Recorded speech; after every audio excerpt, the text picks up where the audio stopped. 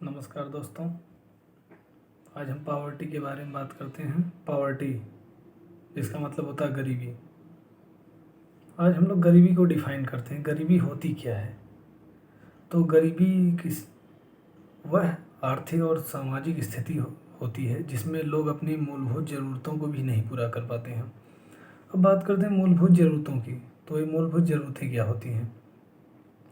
तो मूलभूत ज़रूरतें में रोटी, कपड़ा, मकान को शामिल कर सकते हैं हम लोग। ये मूलभूत ज़रूरतें किसी भी इंसान के लिए होती हैं। मूलभूत ज़रूरतें मतलब प्राथमिक ज़रूरतें। ये प्राथमिक ज़रूरतें हैं किसी भी मनुष्य के लिए। तो गरीबी के संबंध में एक ऑक्सफैम की रिपोर्ट भी आई है जो इवन इट अप करके इवन इट अप नाम से है। ऑक्सफैम जो एक अंतर्राष्ट्रीय संगठन है, उसकी रिपोर्ट है। उसमें कहा गया है कि poverty in India concentrates along the caste, gender and religion. मतलब जो भारत में जो गरीबी है वो विशेषकर जाति, लिंग और धर्म पर केंद्रित है। और जैसा कि दोस्तों हम लोग देख भी सकते हैं कि जो अपने आसपास देखते हैं कि जैसे लिंग की बात करें तो पुरुष की तुलना में महिलाओं में ज़्यादा गरीबी देखने को मिलती है। और जाति की बात करें तो जैसे SC ST में अधिक गरीबी देखने को मिलती है। SC ST में क्यों अधिक गरीबी देखने को मिलती है? जैसे अगर और कोई भी जाति की बात करें तो अगर वो रोज़गार अपने यहाँ खोलना चाहें, जैसे अपने आसपास कोई रोज़गार खोलना चाहिए, जैसे कोई फल की दुकान खोल लिया है, मिष्ठान भंडार खोल लिया, तो उसकी चल जाएगी। लेकिन अगर कोई SC ST में खोल लिया तो ऐसे लोगों के बीच में धारणा बन गई है, कोई उसके यहाँ से लेना ही नहीं चाहेगा, तो उसको रोज़गार के लिए दूर ही जाना पड़ेगा। और अब कुछ लोग होते हैं नहीं जाना चाहते हैं, तो वे उन्हें गरीबी का सामना करना पड़ता है। अगर हम धर्म की बात करें तो मुस्लिमों में ज़्यादा गरीबी देखने को मिलती है। और एक लोग कहते हैं कि जो गरीबी है, कि गरीबी का मुख्य कारण जो है वो आय की कमी है। और गरीबी को दूर करने के लिए हम निर्धन लोगों की आय को बढ़ा सकते हैं, जिसे हम इनकम पावर्टी की संकल्पना भी कह सकते हैं। लेकिन एक अर्थशास्त्री हैं जिनका नाम है प्रोफेसर अमर्त्य सेन। उनके अनुसार जो है कि यदि गरीबी को दूर करना है तो हमारे अंदर क्षमताओं का विकास करना होगा, तभी अस्थायी रूप से गरीबी को दूर किया जा सकता है, जिसे हम रियल पॉवर्टी संकल्पना भी कह सकते हैं। और अगर इस संबंध में एक स्टेटमेंट भी है जो है कि the lack of capabilities is poverty. मतलब कि क्षमताओं का अभाव ही गरीबी है। यदि हमारे अंदर क्षमता नहीं है तो हम गरीब ही रहेंगे। हमारे अंदर से अस्थायी रूप से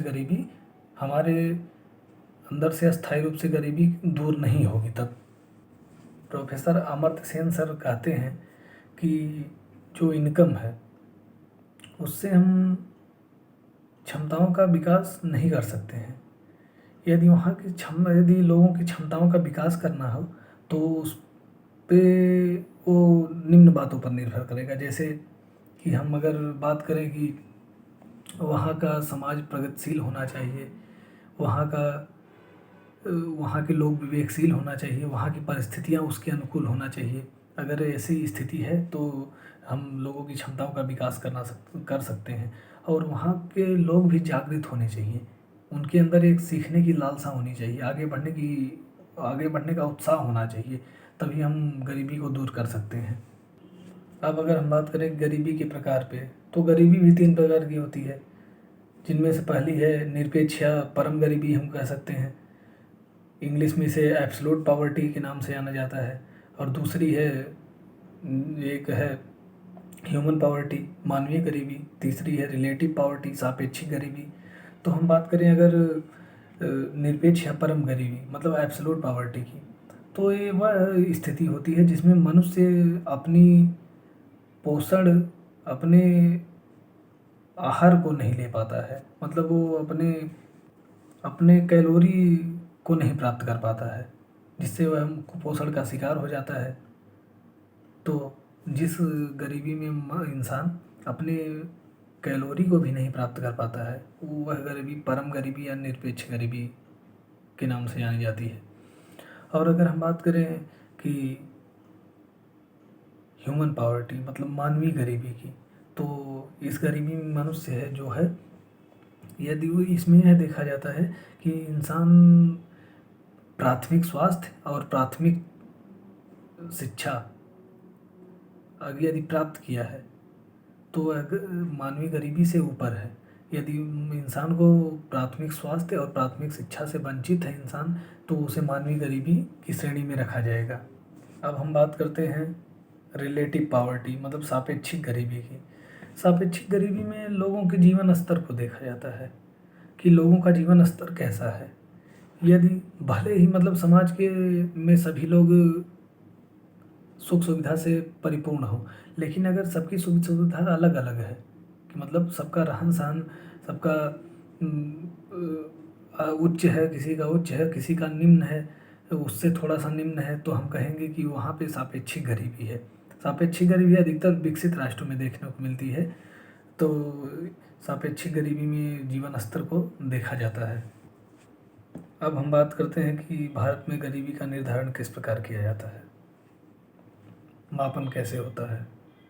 तो इस समय भारत में गरीबी का निर्धारण नीति आयोग द्वारा किया जाता है, और नीति आयोग जो है वह खर्च विधि एक्सपेंडिचर मेथड का इस्तेमाल करके गरीबी का मापन करती है।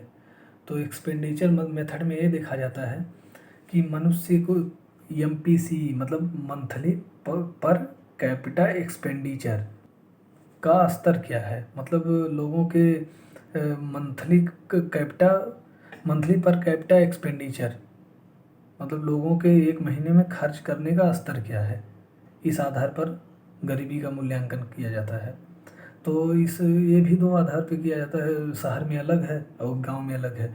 शहर में यह देखा जाता है कि अगर कोई भी व्यक्ति एक महीने में 1,000 रुपये खर्च करता है तो उसे गरीबी की श्रेणी से बाहर रखा जाता है। और गांव में यदि कोई भी व्यक्ति एक महीने में 816 रुपये खर्च करता है तो उसे गरीबी की श्रेणी से बाहर रखा जाता है। यह निर्धारण नीति आयोग के द्वारा किया जाता है। गरीबी के संबंध में एक और स्टेटमेंट बहुत प्रचलित है कि poverty equally distributed is better than richness unequally distributed, मतलब गरीबी यदि समान प्रकार से वितरित है तो अमीरी असमान रूप से वितरित है, उससे गरीबी समान रूप से वितरित अच्छी है। गरीबी के निर्धारण के लिए एक लकड़ावाला समिति भी है, और लकड़ावाला समिति की सिफारिश पर जो राज्य हैं वो विशेष गरीबी की रेखाओं का निर्धारण करते हैं, जिसके अनुसार वहाँ के कीमत स्तरों के अंतरों को ध्यान में रखा जा सके, और इससे भी एक गरीबी का निर्धारण किया जा सकता है। वर्तमान भारत में गरीबी के निर्धारण के लिए एक तेंदुलकर विधि का भी प्रयोग किया जा रहा है। इसमें यह देखा जाता है कि कोई भी व्यक्ति अपने